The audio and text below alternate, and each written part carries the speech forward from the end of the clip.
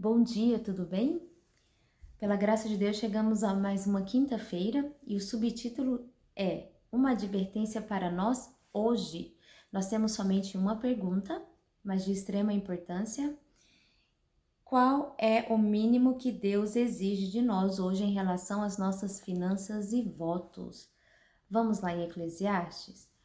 Quando a Deus fizeres algum voto, não tardes em cumpri-lo, porque não se agrada de tolos. O que votares, paga-o. Melhor é que não votes, do que votares e não pagares. Não consintas que a tua boca faça pecar a tua carne, nem digas na presença do anjo que foi erro. Por que razão se iraria Deus contra a tua voz e destruiria as obras das tuas mãos? Ainda em Malaquias, tem um texto já bem conhecido, né? Que diz: Roubará o homem a Deus? Todavia vós me roubais e dizeis: em que te roubamos? Nos dízimos e nas ofertas alçadas, né? O texto é maior, não vou ler todo, que eu vou ler a notinha inteira, já que é somente uma pergunta e a notinha tem partes importantes que vale a pena destacar. Inicia-se assim: o povo precisa ser impressionado com a santidade dos votos e promessas para a causa de Deus. Tais acordos geralmente não são considerados tão obrigatórios quanto um compromisso financeiro de um homem para com outro. Mas será que uma promessa é menos solene e obrigatória por ter sido feita a Deus? O que você acha? Com certeza não, né? A promessa de Deus, feita a Deus é mais importante ainda, né? Ou seja, é tão importante quanto uma promessa feita ao homem.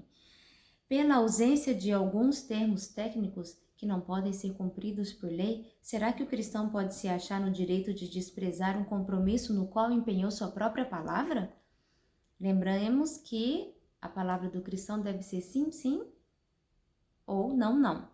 Nenhuma nota legal ou dívida é mais obrigatória do que uma promessa feita à causa de Deus. Ainda continuando, o Novo Testamento não retoma a lei do dízimo, como não faz com a do sábado, pois a validade de ambas é assegurada e sua profunda importância espiritual é explicada. Eu achei interessante que eu tenho estudado com algumas pessoas que dizem que o dízimo não precisa mais ser doado, né? Ser devolvido, vamos dizer assim, que a gente, da mão de Deus que nós devolvemos. E eles se baseiam na questão de dizer que o dízimo era lei cerimonial e foi cravado na cruz, né? E assim como o sábado, eles dizem que faziam parte das leis de Moisés. E eu tentei ali explicar que não, que Abraão já dava o dízimo, né? Não, mas o dízimo de Abraão era diferente e tal. Eu falei assim, inclusive no Novo Testamento Jesus fala, né? Há hipócritas, né? Que dão o dízimo do entro, do cominho, do hortelã, né? Mas ignoram o que? O amor, a misericórdia, a fé, a justiça.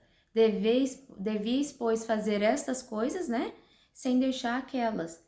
Então é Jesus aí confirmando o dízimo. Mas eles dizem que isso foi antes de Jesus morrer. Depois que Jesus ressuscitou, isso aí foi abolido, né? Mas nós sabemos que não é assim, né? Da mesma forma que o sábado, ele veio desde o princípio, né? A doação também, na causa de Deus, já era uma prática do povo de Deus.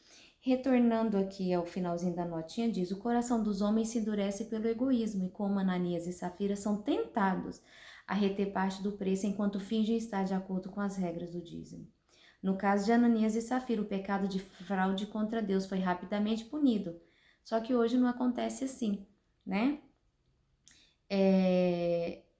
Porém, ainda que o desagrado visível de Deus não se manifeste hoje, né? Assim, na mesma hora, não é por isso menos hedionda a sua vista agora do que foi no tempo dos apóstolos.